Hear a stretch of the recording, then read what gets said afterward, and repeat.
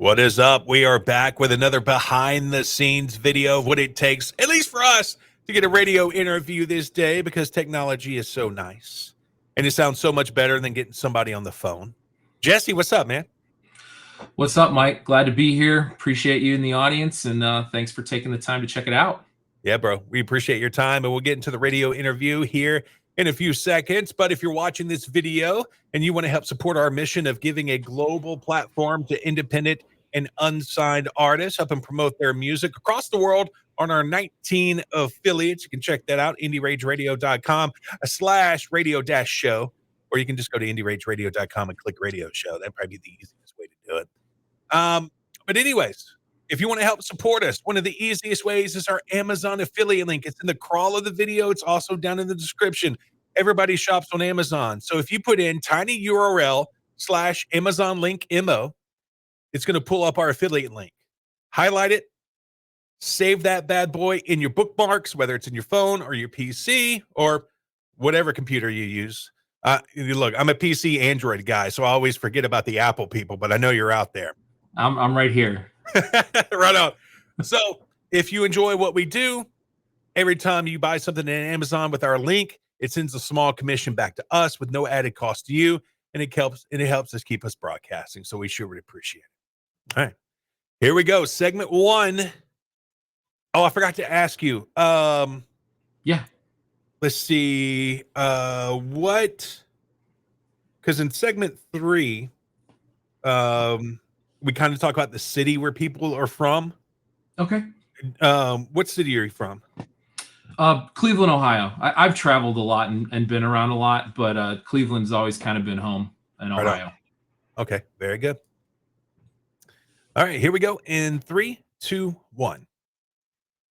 Indie Rage Radio, IndieRageRadio.com. We are back with another episode. Want to give a big shout out to Miss Terry for Music Matters and Heavy Enough, because that's where I found this artist. And I'm so glad that she plays independent and unsigned artists and gives them their due props, because otherwise, a lot of these cats, I wouldn't find out about. So I want to go ahead and introduce our guest from Cleveland, Ohio. It's Jesse from Letters of Suburbia. What's up, man? What's up, Mike? Thanks for having me. Thanks to Terry as well for playing our stuff so that you could find us. Yeah, man. Terry's been in the game for so long. She's been helping bands get a lot of pub for so many years. So, Terry, keep fighting the good fight out there. And we appreciate her being exclusively on Indie Rage Radio, IndieRageRadio.com. All right, so Jesse, the Rage Nation, they are a nosy bunch. They want to know a little bit about you. So we always play a game in segment one. And today we're going to play 10 rounds with Mikey O. It's kind of like a this or that. I'm going to give you a few things, and you just tell me which one you like more. No problem. All right. So one of the songs that we're going to play from you later on is 80s Kid. What age range are you? I'm 41. Okay, perfect. This is good. Okay, because I kind of stylized the very front of 10 rounds with Mikey O for, and look, you're doing great, by the way. I'm 45, not too many years older than you, but look at all this gray I got. Yeah, I got the sun's getting out. Yeah, I'm with you, man. I've got some entrepreneur hairs and stuff in there. No, I can't see it. You're doing fantastic, holding on to it's the sunlight. If you want to see this behind the scenes video, it is live right now on our Facebook and YouTube channel. So go check it out. Also, if you're on YouTube, give us a subscribe. All right, here we go. 10 rounds with Mikey O. Round number 1. Atari or Nintendo? Nintendo. Okay. You didn't even flinch. No shade to Atari, and Nintendo was the first 8-bit system that I got. I remembered as a kid. Mario Brothers, the whole 9 yards. So it was easy for me. Yeah, bro. I remember the very first gaming system I got was the Atari 2600. And I remember playing Moon Patrol on that thing and Pitfall. And it was bliss. It was bliss. Yeah. Mario Brothers and Duck Hunt. That's what I remember. Tecmo Super Bowl. I don't know if you're into sports games. God, so good. Contra. Even that Teenage Mutant Ninja Turtles game wasn't bad, even though it was maddeningly hard. Yes. Kids think games are hard today, but they have not tried to beat an 8-bit game. The whole swimming level? That nightmares. I've never weed passed that. just shocked. I think I beat it one time, and I was like, I'm good. Wow. I didn't need to beat the game. Yeah, I've never gotten past it. I remember my cousin had it, and every time we would go over, I'd be like, I'm beating this water level. And he's like, no, you're not. And he was right. Yeah, I remember those nights where you were committed to beating it. It still didn't happen. And I tell you what, those controllers, they were built to last because I have flung them around so many times. That's right. I mean, well, they were wired too. Yeah. Yeah. But I mean, they could take a hit on the floor like nobody's business. Yeah. I mean, I got a brand new Xbox controller now, and the thing's got stick drift in a couple months. Exactly. They don't build them like that anymore. Sure. All right. Round number 2, Transformers or Thundercats? Ooh, that's a tough one. I'll go with Transformers. Who's your favorite Transformer? Optimus Prime. Gotta be. Yeah. Gotta be. He's a classic. I mean, he's how can you beat Optimus? Now, I don't know. This was on Fox when I was a kid because I was into Transformers and I was really into Thundercats. Do you remember Tranzor Z? I don't. Oh, man. It was so good. My mom used to use that as punishment. Hey, if you don't be nice, you can't watch the Tranzor Z. And you got it. Okay. Yeah. I think it wasn't one of the two options, but for me, the X-Men cartoon was a big one. And then my mom they were really religious that time. She got like really upset. She's like, look at all this violence in the show. She made me count like every act of violence. Even if like Wolverine's claws came out, she's like, that's an act of violence. I'm like, what are you talking about? And it was a different time, man. We got past that. But Saturday morning cartoons, that's how I grew up for sure. Hey, I'm with her because when the claws come out, Wolverine, he's about to clean house. Yeah. Yeah. You know what I mean? Should see the new Deadpool and Wolverine now. All right. He thought that was violence. All right. Round number 3. Who would win in a fight? Taco Bell's Yoki Edo Taco Bell Chihuahua or Bud Light's Spud McKenzie? Yo quiero Taco Bell. I'm gonna go with feisty. Sometimes scrappy and feisty, can do a lot. Yeah, Spud kind of looked like he didn't want none of that smoke. No, he'd just chill at some point. Or of a ladies' man. Makes got sense. all the girls. I'm with you. Yep. All right, round number 4, Coke or Pepsi? Coke. Oh man, dude, when Bo Jackson was doing those commercials for Pepsi, you didn't get into that? Oh, Pepsi's cool, man. Like I'm not necessarily a hater. I can taste the difference, and for me, it was always Coke. And see, that's strange because usually I think Coca-Cola is more of a Southern thing and Pepsi is more of a Northern thing. Yeah, you could get that. I think for me, if you want to get really specific, I can taste the sugar a little bit more in Pepsi, like blatantly, where the Coke kind of hides it a little bit more in the carbonation. Yeah. But that's just, I also remember the first cherry like soda that I had was cherry Coke. And that was like a game changer. I remember they only had like one at like this party, and I was like, is there another one? There's like, no. It's like, I was like, I don't know, 11. I was like, damn it. Oh, sorry. Hey, it's all good. That's one of the words you can't say on the radio. Oh, well, there you go.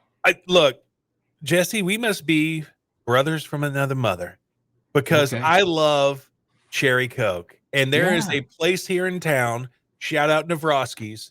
They have cherry cola on their fountain machine there. And it's unlimited refills.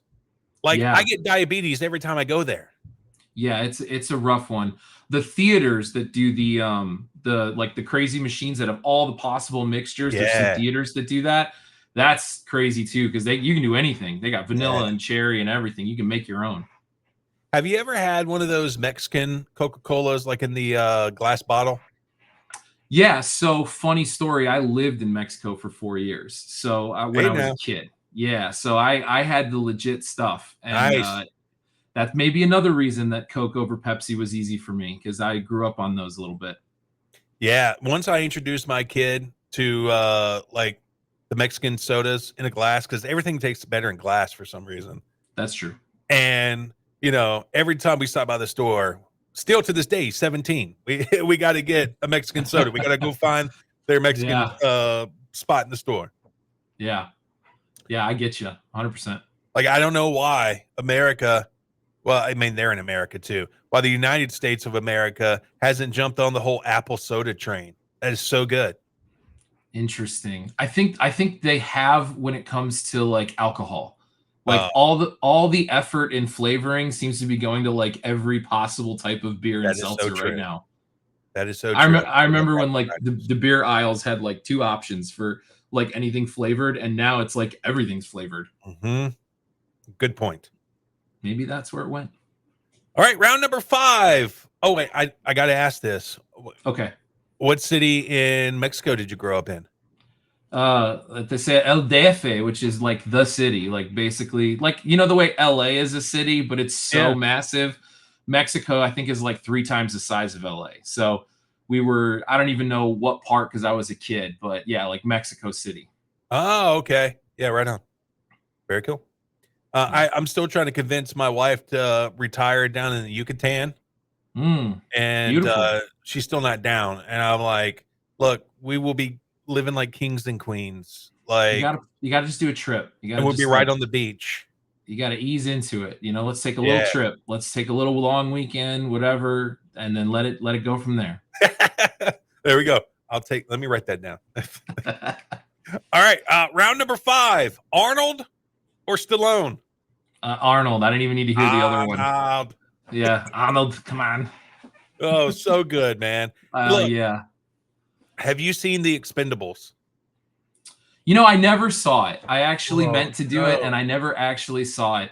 But I will say that the first movie I was ever allowed to go to, because again, when I was really young, my parents were like really religious, so they thought you were not allowed to go to the movies or anything. But my grandfather, who was in the Navy for 25 years, he was like, forget this, and he snuck me in. And the first movie I saw was Kindergarten Cop. Yeah. So that's why Arnold for sure. It's not first a movie ever.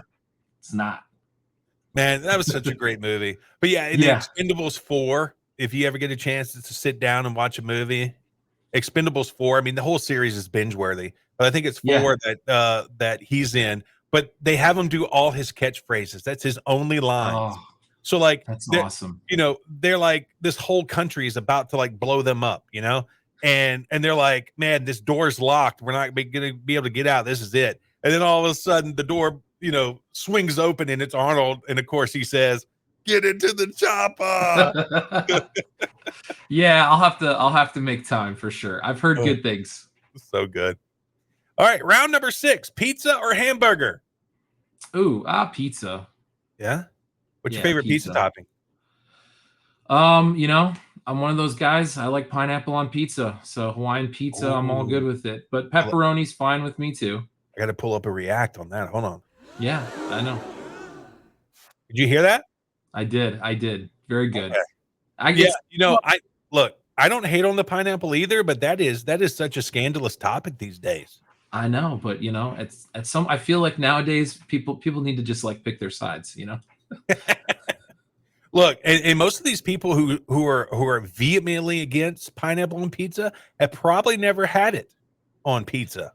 There is an interesting correlation between the hate for pineapple pizza and never having tried it. Mm-hmm. All right, round number 7. And I think I know what this is going to be, but we'll ask it anyway, because this is a staple question. Metalcore or pop punk? Pop punk. Yeah, you'll hear it in the music. Yeah, right on. No shade to metalcore. I like a lot of metal bands, and I grew up on like half of the Metallica albums too, but pop punk was always the thing that spoke to me. Are you a wrestling fan by any chance? Old school, like back in the day. Yeah. Because Sting, AEW, All Elite Wrestling, just had a pay-per-view in London at Wembley Stadium. And Sting came out to save somebody, and he came out to a Metallica song. Nice. Yeah. I missed those days. It was fun. Let's see. Round number 8, summer or winter? Summer. Mm-hmm. I yearn for summer. Yeah. Well, we're in Cleveland. We get gray skies for about 6 to 7 months out of the year. So when the summer comes around, we just really appreciate it. And I lived in California for a while, so I know how you can take for granted sometimes having that nice weather when you're around it all the time. So maybe there's something to that, but I look forward to it every year, and we're running out of summer now. So getting into that swing of things. Well, I tell you what, growing up when you were young in Mexico and living in California, how did like the whole, I don't know, body acclimate to the winter in Cleveland? How'd that go down? Well, I was born in Parma, Ohio. So I'm a Clevelander. I'm an Ohio guy, number one over everything. I just moved and lived other places, as life went on. My dad had a corporate job that moved him around. And then after that, I kind of wanted to get out a little bit and be around. So, but I'm always an Ohio guy and a Cleveland guy, first and number one. I mean, if I tell you I'm a Browns fan, like I have to be an Ohio guy, like for all the pain that we've endured. Right. Yeah. All right. Round number 9, energy drinks or coffee? Coffee. What's your favorite type of brew? Oh, that's a great question. So if it's Starbucks, it's a nitro cold brew with sweet cream. Just really low impact, good caffeine. But as the clock starts getting late, we got to watch the things that we eat and drink a little bit. So the nitro for me was kind of the lowest impact, but still tastes really, really good at Starbucks. And then I actually got an espresso at home. So I used to make pots of coffee all the time, and I would never finish the pots. And then they just sit there, and I kept having to clean it out. And I was like, I'm just so sick of this. And I looked at like Keurigs and stuff, and I was like, I don't know about all that. But then Nespresso they make such a good little cup of coffee, and they have peppermint and like a tropical coconut that are still like really rich. Oh wow! Big fan of those, and that helps. I need my coffee to get my brain up to 105% in the morning. You know who has a sneaky good coffee? Wendy's. You ever had coffee? Really? Wendy's? Yeah. I've never heard that. Yeah, man. Like, I would imagine they use the same coffee around the country. It tastes strong, but it's not like overwhelmingly like bitter or anything like that. It's nice. Okay, I'll have to check it out. I had many McDonald's coffees back in McDonald's breakfast and McDonald's coffee. McDonald's coffee is not bad either. Yeah, that's kind of an 80s staple, I think, a little bit. The Egg McMuffin and the McDonald's coffee. Oh, shout out to the Egg McMuffin. Yep. Round number 10 and the finale of 10 rounds with Mikey O. Mohawk or mullet? Oh, Mohawk's more punk rock, but the mullet's just so cool. I mean, if you can pull it off, man, like, God bless you. Yes. Is there any chance in the future we may see Jesse from Letters to Suburbia or rocking a mullet? The odds are, if I shook the 8-ball, it'd be odds not looking so good. Well, you know what? It's moving up there, bro. Because like down here in Louisiana, like mullets are the thing. Yeah. Oh yeah. Like the kids are getting them. Yeah. There's like little 8-year-olds with mullets running around and stuff now, which is kind of fun. In Cleveland? Oh yeah. Okay, it's already there then, I guess. Oh yeah. Nice. Cleveland has more of like a metal scene, I would say, than like a punk rock scene that it kind of has. It's kind of more of like a DJ and a metal scene. So I'm not surprised to see like maybe some of the younger kids at the clubs and stuff starting to do that stuff. All right, so that was 10 rounds with Mikey O. All right, Jesse. So the first song we're going to play from you tonight is Poker Night. What's this song about? It's about all my friends and neighbors bailing on me for poker night. And instead of playing poker, I wrote a song. And then once I wrote part of it, I was like, this is kind of good. And it'll be funny. So I'm just going to commit. So I stayed up all night and I literally recorded the whole thing in one night and didn't sleep, and then sent them like the mix in the morning. Like, this is what you guys get. And it was a lot of fun. Everybody had fun with it and whatever. And it was always meant to be a joke song. But then I kept playing it for like other music friends, like, oh yeah, I had this demo, whatever. And everybody kept saying like, oh, you should finish that or whatever. When it finally came to studio time, I usually like to like surprise my producers, like with just a few songs and like just have them listen. Don't tell them anything. Poker Night was like in the top 3. So at that point, once Pete said like, "Oh, we got to do that one," I was just like, "All right, I guess the joke song's going on the EP." All right, here it is from Letters from Suburbia. It's Poker Night on Indie Rage Radio.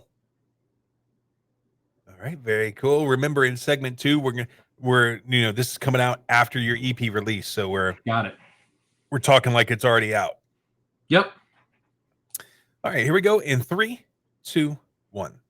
Indie Rage Radio, IndieRageRadio.com. We are back with Jesse from Letters from Suburbia. Jesse, how can people find you on the internet? Lettersfromsuburbia.com. It's pretty easy. And then we have a link tree that has like all our channels on it. That's on the website. And, we've got all the typicals. We're on Apple Music and Spotify, and I've got a YouTube channel that I don't post a lot on. Instagram's probably the best place where I kind of try to update things. But the website too. The website and Instagram are the 2 places we live the most, I think. All right. So earlier this hour, we played Poker Night, and we heard the pop punk influences. Mm-hmm. What are your musical influences? Like, what bands shaped you as a musician? Yeah, that's a great question. I was so Beatles, or there was always like the Beatles, Beach Boys kind of debate, like younger. And I always, no shade to the Beatles, but I always gravitated toward the Beach Boys because the melodies and stuff. So when I got, into my teens and angsty, I kind of wanted that angsty sound, but I still wanted like melodies and stuff. MXPX was a kind of a deep cut punk rock band that kind of hit the nerve for me, which was really cool early on. And then I kind of found Green Day and Nirvana and some of that stuff. But for me, Blink-182 was like when I heard, the song's called Damn It. When I heard that song, I was like, yeah, that's it. I was like, that's exactly it. That's exactly what I've been looking for like forever. And so when Enema of the State came out, that's the top 5 all-time album for me. And then obviously it kind of developed into a lot of things from there. There's the emo stuff, Dashboard Confessional, Jimmy Eat World, the original guys that kind of started everything. And Switchfoot's another great one. So a lot of those guys, Death Cab for Cutie, kind of the more of like one of the things a lot of those guys have in common too is they're all great songwriters. So like if you listen to John Foreman from Switchfoot, if you listen to Jim Adkins from Jimmy Eat World, Chris Carrabba from Dashboard Confessionals, both the Blink guys, and Ben Gibbard from Death Cab for Cutie and the Postal Service, they all have a really unique ability for painting a picture and telling a story. And I learned a lot of my songwriting by just studying those guys and just hearing how they wrote songs, how they kind of painted those pictures. And so that became really important for my stuff, which hopefully kind of comes through. Yeah, I like how you said you're an MXPX fan, because I'm a huge MXPX fan as well. And Mike, if you ever see this, we got to get you on the show, bro. Oh, Mike, yeah. A move to Bremerton tomorrow. Dude, and that's exactly where my next question was going to go. You've heard of the Mandela effect, right? Sure. Now, I want to see how you remember the song Move to Bremerton, because I always remember the song, I'm a sucker for a short-haired girl with a pretty smile. But on YouTube and other places where I heard it, it says, I'm a sucker for a level-headed girl with a pretty smile. What do you remember? Do you remember short-haired girl? I remember short-haired girl. That sounded right. That sounded right to me when you said it. When you said the second one, I was like, I mean, sure, but the first one, like, yeah, short-haired girl. Yeah. But like on their official music video, it says level-headed girl, and I'm like, where did I hear short-haired girl?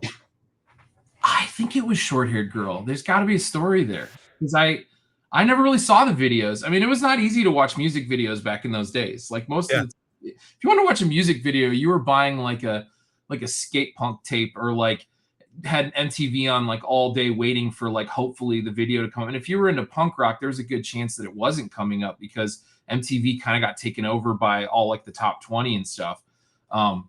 So yeah, I mean, for me, it was just the cassette tapes and the CDs, and that's what I remember. Well, I'm glad I'm not the only one, because I was feeling on an island for a while. It just resonated with me when you said it. That's all I can say. Okay, I'm not crazy then. Good. No, I'm glad I could help. All right, so let's talk about the recording process. You're a one-man show. Letters from Suburbia is Jesse. How long does it take to like record a song? I mean, you said you got one banged out in a night, but like on a normal song, when you're really taking care of it and you're really massaging Yeah. it, how long does that practice? Because you're playing all the instruments. Yeah. Yeah. So I would say if this is me, but if you're a writer, you're kind of always writing. One of the tricks that I learned is to just have some way that I could write down lyrics or things that would hit me at certain times. So I have like a Google Doc that has 170 pages on it of just all kinds of stuff. So that kind of sits there as the repository. And then sometimes, sometimes you start with a line, sometimes you start with a chord progression, sometimes you hear a cool loop. But I always start with demos and ideas, and then I kind of just go as far as I feel like, and then usually don't finish it. It's rare that I'll finish the whole thing in the first go, because a lot of times when I finish the song anyway, it's always demo level. I just view like you're getting to an acceptable demo level where you could show like close friends and music people where they could like, they get it and it sounds cool. But there's definitely another gear to get it production ready, because then you really have to kind of, so I try to break it up kind of into more manageable bites. Like let the inspiration flow, do a couple little breadcrumbs, things here and there. And then you'll come back. If you come back to it and you're like, I got to finish that, I really like that again, that's kind of the litmus test. And then I'll really, take the time to flesh it out, do my best in a demo, and then let people that I trust tear it apart and then figure out what I agree with and what I don't. And then you kind of then set your time to go in the studio with that idea. Because anytime you work with anybody in the studio, they always want to put their stamp on it. They're always going to have their take on it. And you really don't want somebody producing or mixing or whatever that kind of doesn't want to do that. And so you kind of have to find that happy middle ground. So it's a bit of a process, but it probably wouldn't surprise you if I told you I have like literally 60 demos, like just on my computer already. And, the world will never hear most of them, but that's just the way it goes. Now, when we were talking off camera right before, you said your producer's in LA. How'd you meet him? Was it when you were out in California, or how'd that come about? I met him the 2024 way. I saw a video on YouTube. His name's Pete Zen, by the way. If anybody wants to look it up, it's Pete with an X and then Pete X Zen. And he's got a great YouTube channel. And he was one of the only guys out there that was doing like how to mix pop punk or like punk rock or whatever, which is a specific thing, right? And so I watched his videos and I was like, oh, he's doing some cool stuff. And I loved what he was doing. I just emailed the guy. He had his email and I was like, hey, I'm Jesse and here's my stuff. You can find it. I got some new songs I'm ready to put out, and I kind of looking for somebody to mix and master, produce it. Let me know if you're interested, whatever. And he wrote me back and said, yeah, I checked out your stuff. It's cool. Let's do one song, whatever. I'm like, yeah, let's do one song. And it turned into an EP, and we get along really great. So it's been awesome. I love working with Pete. Speaking of the EP, it's called Are We All Right? And it is available on every single platform you consume music on, whether that be buying it or streaming it. So go support Letters from Suburbia. So a little bit about the EP. How long did it take to construct that whole thing? About 3 months.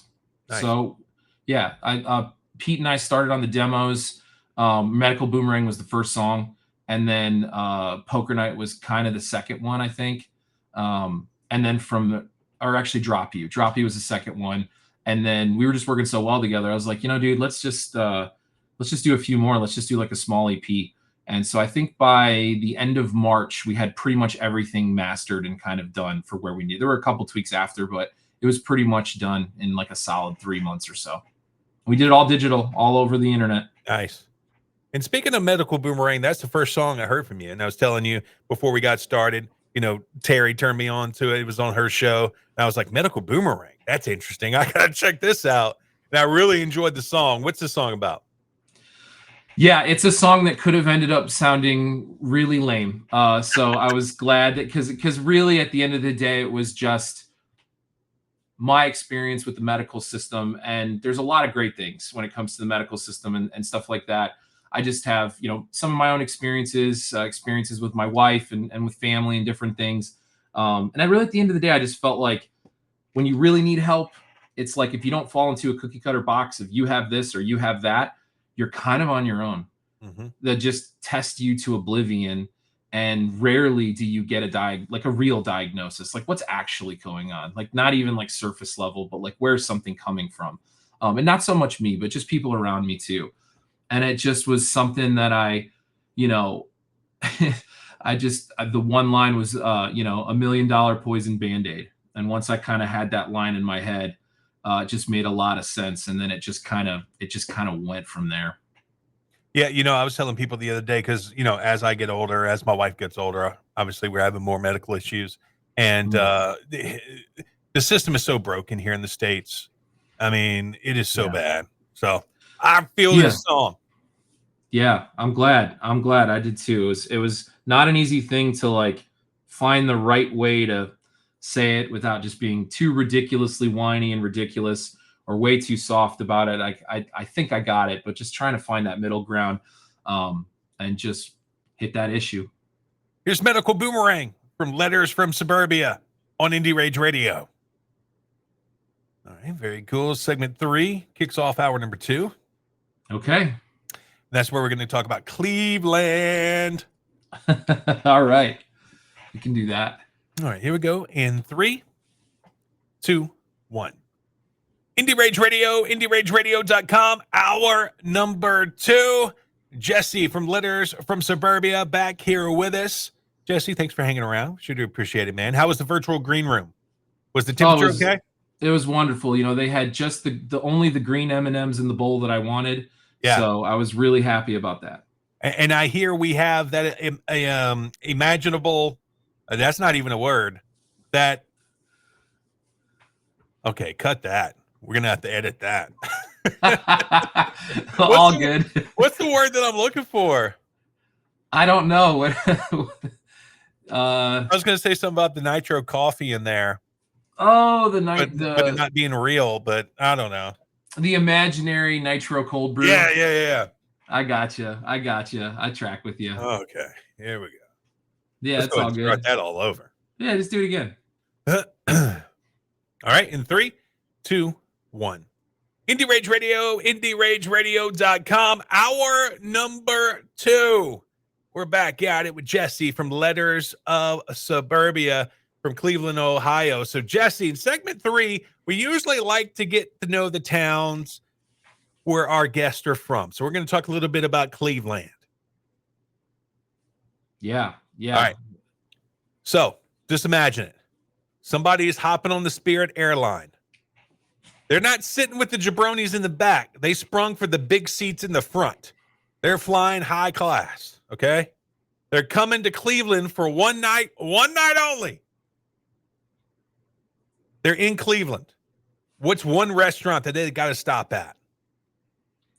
I mean, I would say my latest one is Mabel's Barbecue on East 9th or East 4th, because it's really unique and really good barbecue by Michael Simon. And I'm in the minority. Okay. There's not a lot of people that in my circle that like ever want to go with me or whatever, but I'm a big barbecue fan and I like smoking and doing all that good stuff. It's so good and it's so like unique. Like he uses more of like a vinaigrette based barbecue sauce, and they do great with the brisket and the ribs and all that stuff. But there's a kind of a Polish twist, which is really emblematic of Cleveland outside of like Little Italy and stuff like that. So I'm kind of a fan of that. That would be I would try some really good but a little bit different barbecue down on East 4th, which is a real famous little street, right over by where the Cavs play and all that stuff. Yeah, that's dope. I never really knew anything about Michael Simon until he started showing up on Bobby Flay's shows. Yeah. And then they did that barbecue competition together. And that's interesting. That's his restaurant. He needs to bring one down here. We have a lot of casinos in my town. He needs to bring that down here because we love barbecue here in Louisiana. And to be honest, I'm surprised somebody hasn't come up with a Louisiana themed barbecue, because obviously our Louisiana hot sauces are known for their vinegary sauce. And you said his is like a vinaigrette based. So I think like a spicy vinegar based, not so much hot sauce, but barbecue sauce would be great to be called Louisiana barbecue. I agree. Yeah. I mean, barbecue is one of those things that you really can, I mean, you got to do the meat right. But like outside of that, like the way that there's 100 different ways that you can flavor it, from the smoke to the rub to the glaze to the sauce to the whatever, how long you rest it, like all that good stuff. And so I just think, yeah, that would be maybe a missed opportunity. So when you go there, what are you getting? You getting the brisket, or you? Always, yeah, the brisket, 100%. I get some brisket, I get some ribs, Yeah. and they have some dumplings too that are really good. We talking beef or pork ribs? Beef. Mm-hmm. Beef ribs, What's for dinner? because so I like pork ribs. No shade at pork ribs, but beef ribs are so unique. Like if you go to a good barbecue restaurant, and all you barbecue aficionados know what I'm talking about. You don't just walk into any barbecue restaurant and get a legit beef rib. That's kind of like a tier. Like you're not, there's a lot of barbecue places that do barbecue, but brisket and beef rib are the two things that really, you're at another level when you do that. Yeah, In my opinion. one of the best things about barbecue too are the sides. Usually, like Oh yeah. barbecue style sides are like banging. They got good sides there. Yeah, yeah. Like I said, he's got some interesting stuff that's a little bit different. Like they have dumplings, and they have it's escaping me now, but they obviously got the cornbread and all that good stuff, baked beans. But he has his own twist on it, on some of it. Yeah. So it's just a good experience, and they'll bring it out on the tray too. So just good old put it on a tray, like no plates and stuff, like the way it should be. They got any collard greens? I believe so. Yeah. Mm-hmm. All right, dude. I may have to take a Spirit and come up there. All right, I did. All right, I did all right with the question. Then I'll take the win. All right, so they got some amazing barbecue at Michael Simon's joint. They want to catch. Like it. They want to catch an awesome. And look, we're not really talking about a place that has like, touring artists. We want to see a local Cleveland rock show. What venue do they need to go to? So the Grog Shop was what I grew up on the east side of Cleveland. And I went to the original one and saw a ton of my favorite bands. A lot of the guys I just mentioned that played there. And then I bet even some of them, there's like a band like Branston was like from the area too. They would know Grog Shop. I bet a lot of those guys would. I believe it's still around, and that would be definitely a legit place. Kind of like a middle ground arena. The Agora is another one that it's not like your biggest arena, but you get a lot of decent sized bands that come through now. And especially as you get older, some of these guys, you never know which venues they're going to kind of end up at. So I'd say the Grog Shop and the Agora are two of my faves. All right. So they got their barbecue. They're coming out of the venue. It's dark. What part of Cleveland should they avoid? Oh man, I don't want to get any hate. I would just say, the more you're on the east side of Cleveland, you want to end up closer to the west. You want to end up west towards the lights. Stick with like the east fourths and the east ninths and sevenths, and stay kind of over there. The further you go down, kind of Euclid and stuff east, there's fine spots, but you can hit some hairy ones if you're not ready. All right, so the next song we're going to play, and the name of this song made me laugh a little bit. Send Your Kids to College. What's this song about? That is another one of me trying to hit a topic that could be really lame if you don't get it right. But I just, my generation where we come from, like everybody went to college. You just go, just shut up and go. And if you don't go, you're a loser. It doesn't really matter how. It doesn't matter how it gets paid for. It doesn't even matter what degree you get. Just freaking go.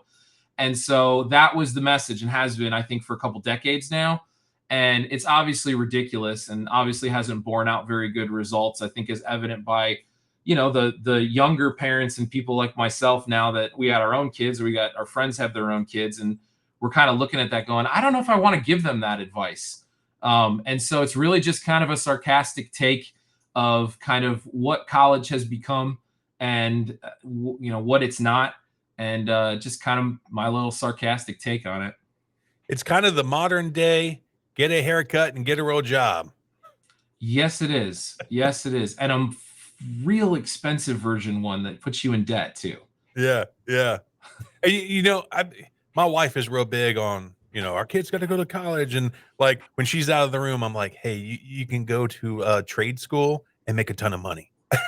Yeah, if you want to be an electrician or a plumber, you will make bank and you will never want for work. It's almost like being like an accountant or a mortician, because they say death and taxes are the only two certain things.